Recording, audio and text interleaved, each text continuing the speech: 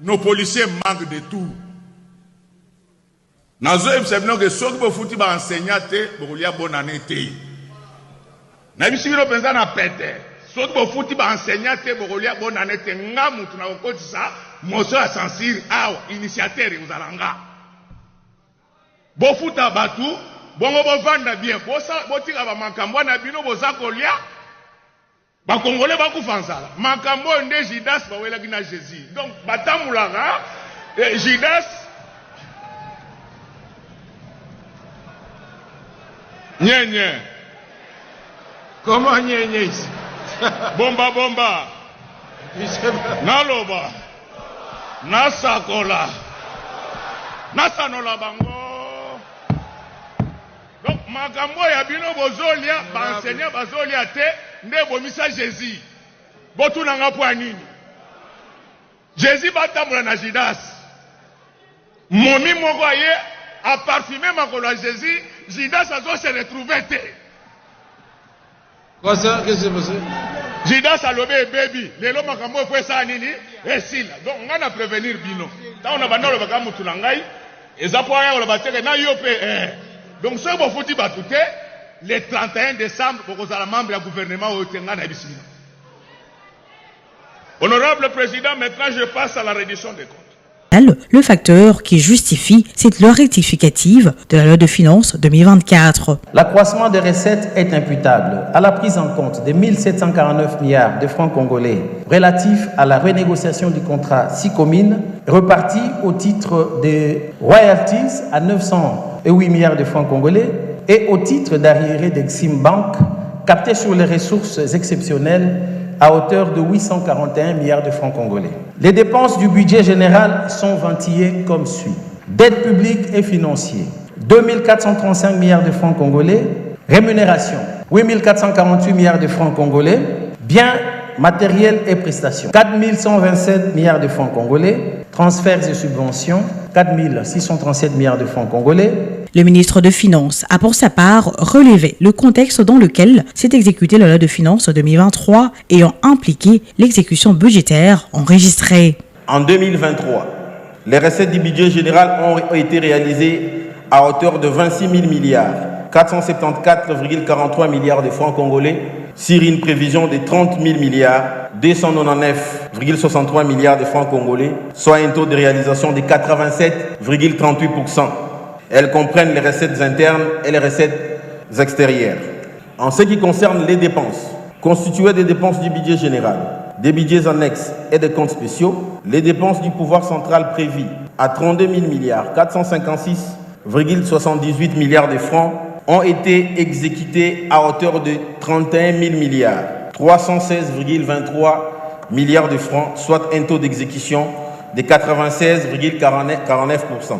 Puis s'en est suivi plusieurs heures de débat au cours duquel les élus nationaux ont exprimé sans langue de bois leurs revendications, questionnements et préoccupations sur les deux projets de loi sous examen. Ce tracas ont gravité autour de dépassements budgétaires, les écarts constatés entre le budget alloué et ceux décaissés, la paupérisation de la population et tant d'autres remarques. Après plus de 9 heures de débat général qui s'est étalé sur 2 jours, soit du mercredi 16 au jeudi 17 octobre, et 150 interventions où opposition et majorité s'accordaient et se désaccordaient, c'est donc de manière brève et concise que les deux ministres ont éclairé la lanterne publique tout en reconnaissant la dextérité légendaire qui caractérise le président de l'Assemblée nationale dans sa manière de réguler le débat. Satisfait de ces réponses, les députés nationaux ont voté à l'unanimité pour la recevabilité de 10 projets de loi. Au vu des résultats de vote, l'Assemblée plénière déclare recevable le projet de loi des finances rectificatives de l'exercice 2024. Rappelant à la plénière le nombreux problèmes auxquels le pays fait face au quotidien, ainsi que le rôle que la Chambre basse du Parlement devra jouer afin de trouver des solutions adéquates à ces problèmes pour l'intérêt de la population, le professeur Vital Kamerhe a annoncé que ces 2 projets de loi seront déversés à la commission ECOFIN pour approfondir l'analyse et récolter d'autres suggestions des élus nationaux. Nous sommes des élus du peuple. Personne n'ignore la situation de notre pays. Au moment où je vous parle, il y a des commissions gouvernementales qui ne sont pas aussi payées. Il y a des enseignants quelque part qui ne sont pas payés. Il y a des médecins qui ne sont pas payés, pas par mauvaise foi, mais il y a le principe de l'unicité du compte de l'État. Grâce aux efforts incessants du président de la République, Félix Antoine Tshisekedi Tshilombo, les membres du gouvernement, les députés et les membres des autres institutions, nous essayons, dans des conditions difficiles, pays en guerre, d'améliorer les conditions de vie. Même la plus belle femme du monde ne peut donner que ce qu'elle a. Et nous allons les envoyer, c'est-à-dire les deux projets de loi, pour un examen approfondi à la Commission économique et financière et de contrôle budgétaire. Nous accordons à cette commission un délai de 10 jours en vue de réaliser le travail lui confié et d'en déposer le rapport au bureau de l'Assemblée nationale.